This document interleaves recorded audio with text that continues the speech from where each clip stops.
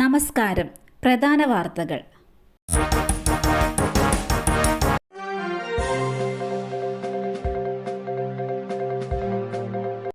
രേഖകൾ വാങ്ങാനെത്തിയ സ്ത്രീയെ പഞ്ചായത്ത് ഓഫീസിൽ പൂട്ടിയിട്ടു. വിഐക്കെതിരെ കേസ്. കാസർഗോഡ് മൊഗ്രാൽ പുത്തൂർ പഞ്ചായത്തിൽ സ്ത്രീയെ പൂട്ടിയിട്ടതായി പരാതി. ലൈഫ് പദ്ധതിക്കായി നൽകിയ രേഖകൾ വാങ്ങാനെത്തിയ സാവത്രി എന്ന സ്ത്രീയെ പൂട്ടിയിട്ടുവെന്നാണ് പരാതി. സാവത്രിയുടെ പരാതിയിൽ വിഒ അബ്ദുൽ നാസറിനെതിരെ പോലീസ് കേസെടുത്തു.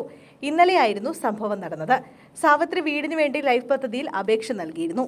വീട് അനുവദിച്ചു കിട്ടിയതായി പഞ്ചായത്തിൽ നിന്നും അറിയിപ്പ് ലഭിച്ചതിനെ തുടർന്ന് സാവത്രി താൽക്കാലികമായി നിർമ്മിച്ച ഷെഡ് പൊളിച്ചു മാറ്റിയിരുന്നു. എന്നാൽ സ്ത്രീക്ക് വീട് നിർമ്മാണത്തിനുള്ള ഫണ്ട് ലഭിച്ചിരുന്നില്ല. പഞ്ചായത്തിലെത്തിയപ്പോഴാണ് മറ്റൊരു സാവത്രിക്കാണ് വീട് പാസ്സായതെന്ന് അറിയാൻ കഴിഞ്ഞത്.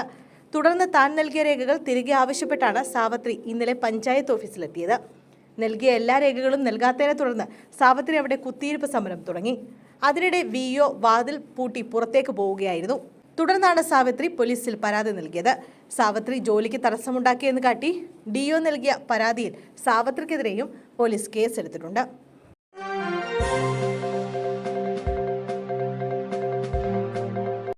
മാവോയിസ്റ്റുകളും സുരക്ഷാ സേനയും ഏറ്റുമുട്ടി.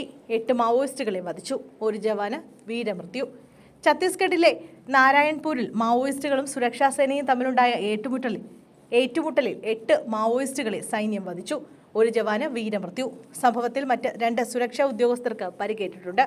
അബൂജ് മാണ്ഡലിലെ വനമേഖലയിൽ മാവോയിസ്റ്റുകളും സുരക്ഷാ സേനയും രൂക്ഷമായ ഏറ്റുമുട്ടൽ നടക്കുന്നതായാണ് വിവരം. നാരായൺപൂർ, കാങ്കർ, ദന്തേവാഡ, കൊണ്ടഗാവ് എന്നീ 4 ജില്ലകളിൽ നിന്നുള്ള സുരക്ഷാ ഉദ്യോഗസ്ഥരുടെ സംയുക്ത സംഘം നക്സൽ വിരുദ്ധ ഓപ്പറേഷന് പുറപ്പെടുന്നതിനിടെയാണ് ഇന്ന് രാവിലെ അബൂജ് മാണ്ട് വനത്തിൽ വെടിവെപ്പുണ്ടായതെന്ന് റായ്പൂരിലെ മുതിർന്ന പോലീസ് ഉദ്യോഗസ്ഥൻ പറഞ്ഞു.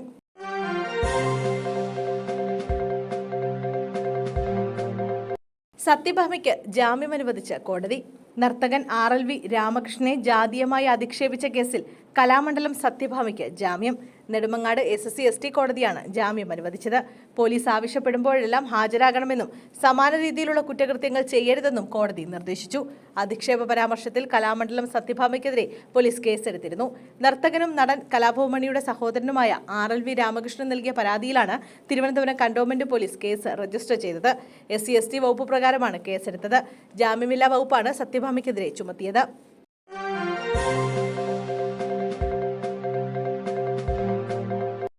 കാഫിർ പോസ്റ്റ് പ്രചാരണം. KK ലതികയെ അറസ്റ്റ് ചെയ്യണമെന്ന് കോഴിക്കോട് DCC.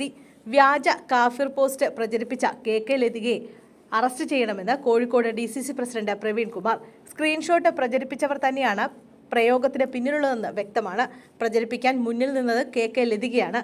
ലതികയെയും ഇത് പ്രചരിപ്പിച്ച ഗ്രൂപ്പിന്റെ അഡ്മിനെയും അറസ്റ്റ് ചെയ്യണമെന്നും എങ്കിൽ മാത്രമേ സത്യം പുറത്തുവരികയുള്ളൂ എന്നും പ്രവീൺ കുമാർ പറഞ്ഞു. പോലീസ് CPMന്റെ പോഷക സംഘടനയായാണ് പ്രവർത്തിക്കുന്നത്. ഈ കേസിൽ പോലീസ് നിഷ്ക്രിയത്വം കാണിച്ചു. പ്രത്യേക ഏജൻസി കേസ് അന്വേഷിക്കണമെന്നാവശ്യപ്പെട്ട് കോടതിയെ സമീപിക്കുമെന്നും പ്രവീൺ കുമാർ പറഞ്ഞു.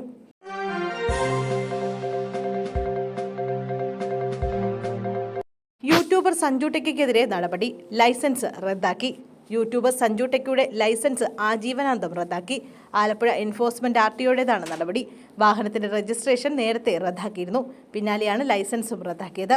തുടർച്ചയായ മോട്ടോർ വാഹന നിയമലംഘനങ്ങളുടെ പേരിലാണ് നടപടി.